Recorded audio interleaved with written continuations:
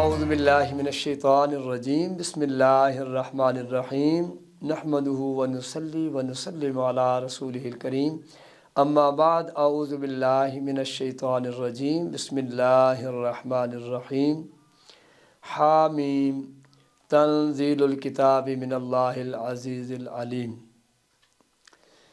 سامعین محترم، پروگرام خلاصۃ القرآن لے کر زر نیوز سے آپ کا میزبان سید اعجاز احمد گیلانی آپ کی خدمت میں حاضر۔ آج 25 رمضان المبارک، 25 دن اس مقدس ماہ کے گزر چکے، اور اگر 25 دن گزرے ہیں تو 25 راتیں بھی بیت چکی ہیں۔ اور اللہ کے بندوں کی نشانی یہ ہے کہ وہ صائم اللیل، صائم النہار و قائم اللیل ہوتے ہیں، دن کو روزے میں اور رات کو قیام کی حالت میں گزارتے ہیں۔ مفسرین نے اس کی تشریح کیا کی ہے، فرمایا وہ دن کو روزہ رکھتے ہیں اور رات کو، اس سے مراد اکثر مفسرین نے نماز تراویح کا قیام، کیونکہ یہ نیکیوں کا موسم بہار ہے۔ اللہ تعالیٰ نے جہاں دن کی عبادت کے اندر روزے کی لذت رکھی ہے، وہاں رات کی عبادت میں تراویح کے اندر سجدوں کی کثرت کو بڑھا کر امت محمدیہ علی صاحبہ الصلاۃ والسلام پر اتنا کرم کیا کہ فرمایا کل قیامت والے دن میرے نبی نے تمہیں جس پیشانی کے نور سے پہچاننا ہے وہ آثار وضو سے ہے، وہ سجدوں کی برکت سے ہے۔ تو اگر ابھی بھی کہیں پیچھے مڑ کے ہم دیکھتے ہیں کمی ہے، کجی ہے، نقص ہے، کہیں کوئی ایسی سپیس باقی ہے جو خانہ ہم نے ابھی اس کو فل کرنا ہے، تو پلٹ آؤ، ارجعی الی ربک، ابھی اپنے رب کی طرف آ جائیں۔ ادھر سے تم رجوع کرتے ہو، رب کہتا ہے پھر میں بھی نظر کرم فرماتا ہوں۔ فإنہ یتوب الی اللہ متابا، اللہ تعالیٰ کی طرف جو بندہ رجوع کرتا ہے، اللہ فرماتا ہے تو نے رجوع کرنے کا حق ادا کیا ہے، میں نے نظر کرم کرنے کا حق ادا کر دیا ہے۔ تو سامعین محترم، آج کی اس خوبصورت گفتگو کے اندر ہم سورہ زمر اور سورہ المؤمن اس پر کچھ بات کریں گے۔ سورہ زمر، اس سورہ پاک کا جو نام ہے اس کا مطلب ہے گروہ، اور اس میں میں بالکل خلاصتاً عرض کروں گا، ڈیٹیل میں نہیں جاؤں گا۔ 2 گروہ ہیں اس سورہ پاک کے اندر، اور اس کے آخر میں ان 2 گروہوں کا ذکر ہے، ہم ان کی طرف بھی بڑھیں گے، لیکن اس سے پہلے نکارہ اجل، سور پھونکا جائے گا، اور 2 مرتبہ سور پھونکا جائے گا، قرآن کے اندر ہے۔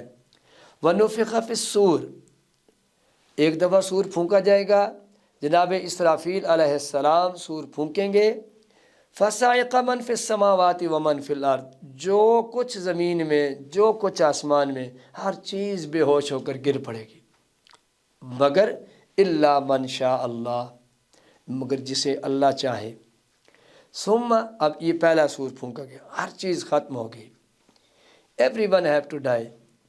اس کے بعد ثم نفخ فیہ اخری، پھر دوبارہ سور پھونکا جائے گا۔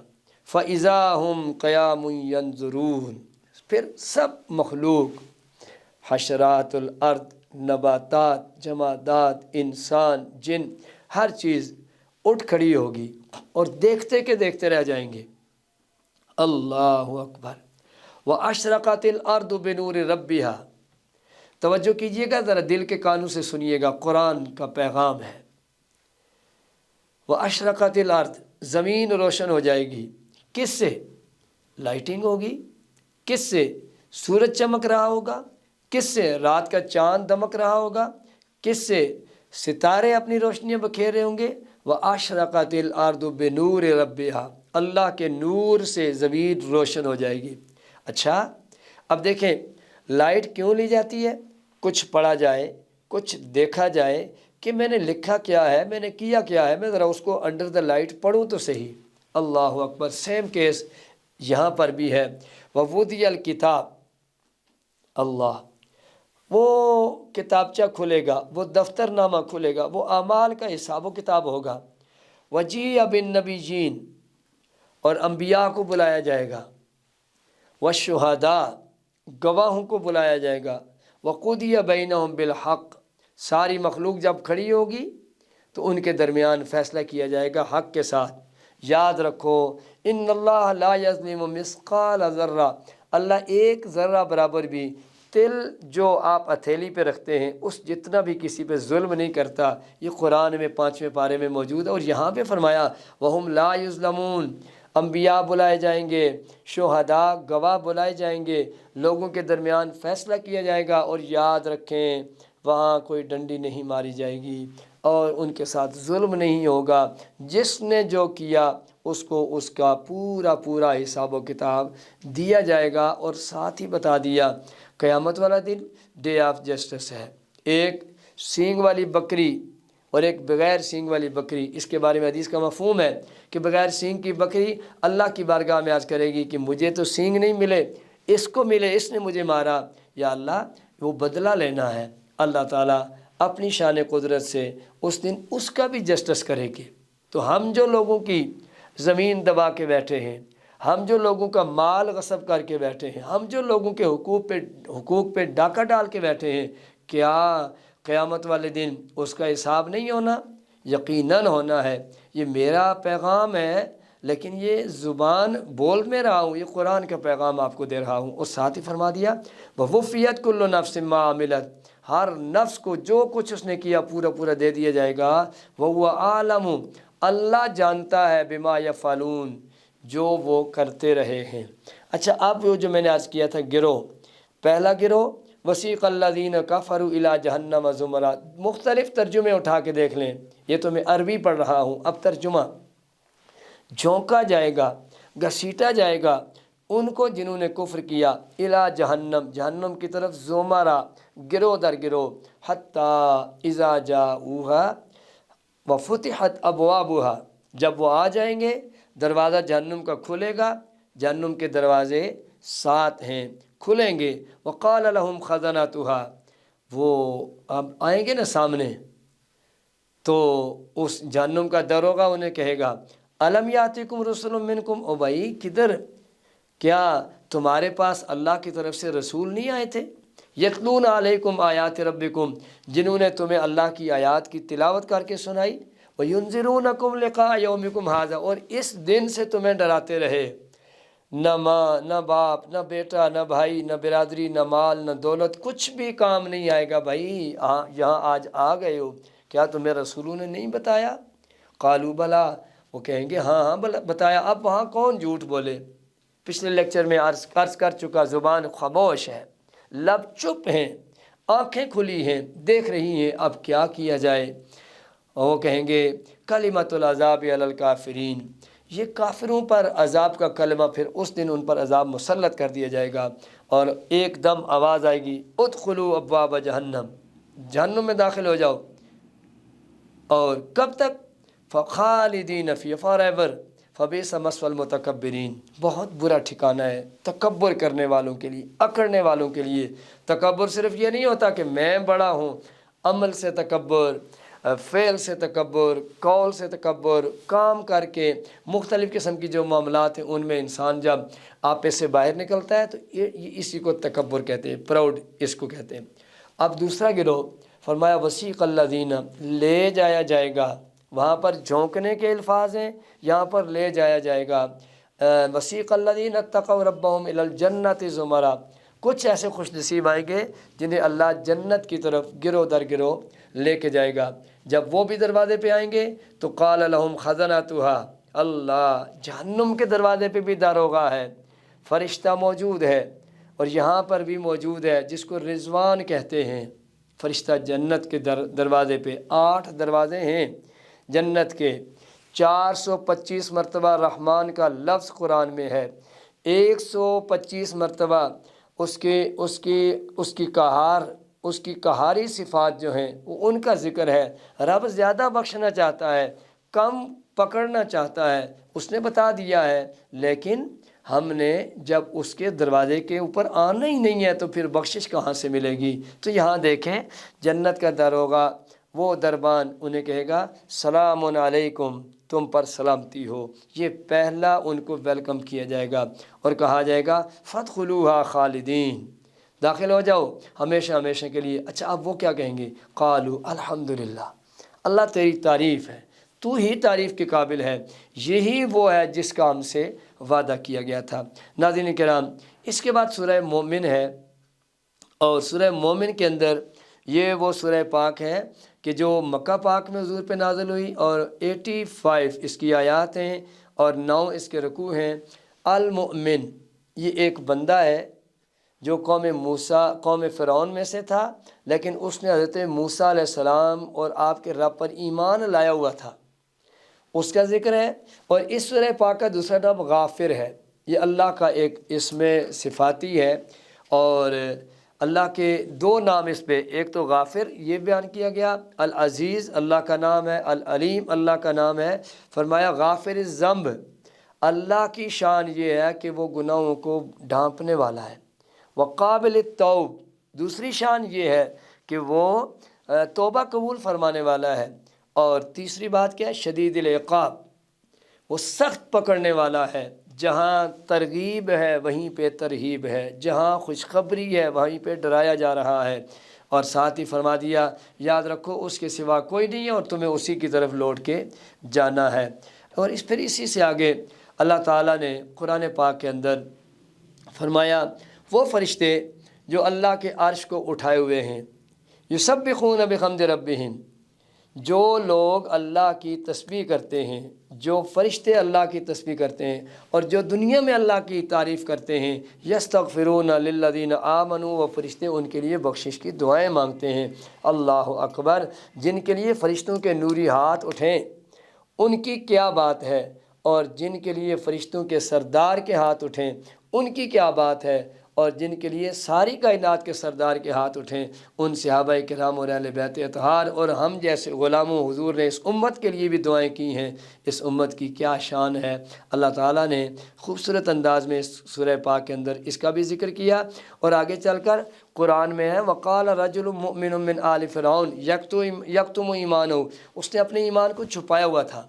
کب کا مسلمان، کب کا دل جناب موسیٰ کے قدموں میں بچھا چکا تھا، کب کا اللہ کی بارگاہ میں اپنے آپ کو پیش کر چکا تھا، لیکن فرعون کیونکہ عطاب اور سزائیں دیتا تھا، اس نے تو کہتا ہے اتقتلون رجلا، کہ تم ایسے بندے کو قتل کرنا چاہتے ہو، ان یقول ربی اللہ، جو یہ کہتا ہے کہ میرا رب اللہ ہے، وقد جاءکم، اور ایسے نہیں کہتا وقد جاءکم بالبینات، وہ تمہارے پاس بڑی دلیلیں لے کر آیا ہے۔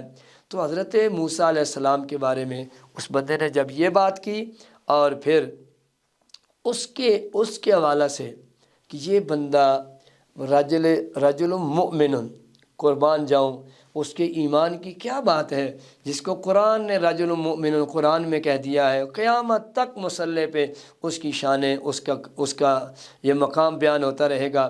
اس کے بعد ایک اور بات اس سورہ پاک میں کر دی گئی کہ تم جب یہ کہہ دیتے ہو نا کہ وَأُفَوِّضُ أَمْرِي إِلَى اللَّهِ، میں نے اپنے سارے کام اللہ کے سپرد کر دیے ہیں، گویا جب تم اپنا ہاتھ اللہ کے ہاتھ میں دے دیتے ہو، تم کوٹھڑی میں ہو، تم جھونپڑی میں ہو، تم سڑک پہ ہو، تم محل میں ہو، کہیں بھی ہو، جب تم اپنے اللہ سے بیعت کر لیتے ہو، جب اپنے اللہ سے کمٹمنٹ کر لیتے ہو، تو پھر اپنے کام اس کے سپرد کر دو، پھر دیکھو وہ کہاں کہاں تمہاری مدد کے لیے پہنچتا ہے۔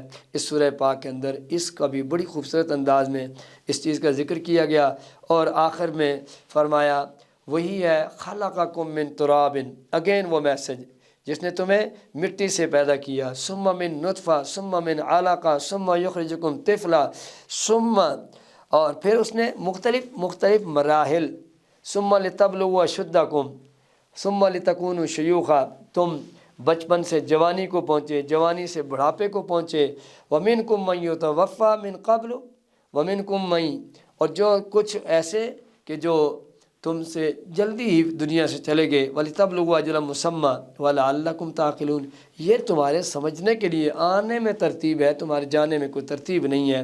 اللہ ہی ہے یحیی و یمیت، وہی زندہ کرتا ہے، وہی مارے گا۔ فَإِذَا قَضَىٰ أَمْرًا، جب وہ کسی کام کا فیصلہ فرما دے، فَإِنَّمَا يَقُولُ لَهُ کن، وہ کیا کہتے ہیں؟ کن کہہ کے ساری کائنات کو بنایا، مجھے اور آپ کو اپنے دونوں ہاتھوں سے بنایا۔ یہ باعث عزت اور افتخار نہیں تو اور کیا ہے؟ It is the dignity of human, کہ یہ اللہ نے انسان کو عظمتیں اور شرف عطا فرمایا ہے۔ کاش ہم بھی اس کی طرف واپس پلٹ آئیں اور اپنے دل کی دنیا کے اندر اسی کی یاد کو بسا لیں تو یقیناً یہ ہماری کامیابی ہے۔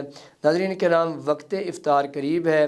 آج 25 رمضان المبارک یقیناً یہ اللہ تعالیٰ کی طرف سے اور طاق راتوں کا عشرہ چل رہا ہے۔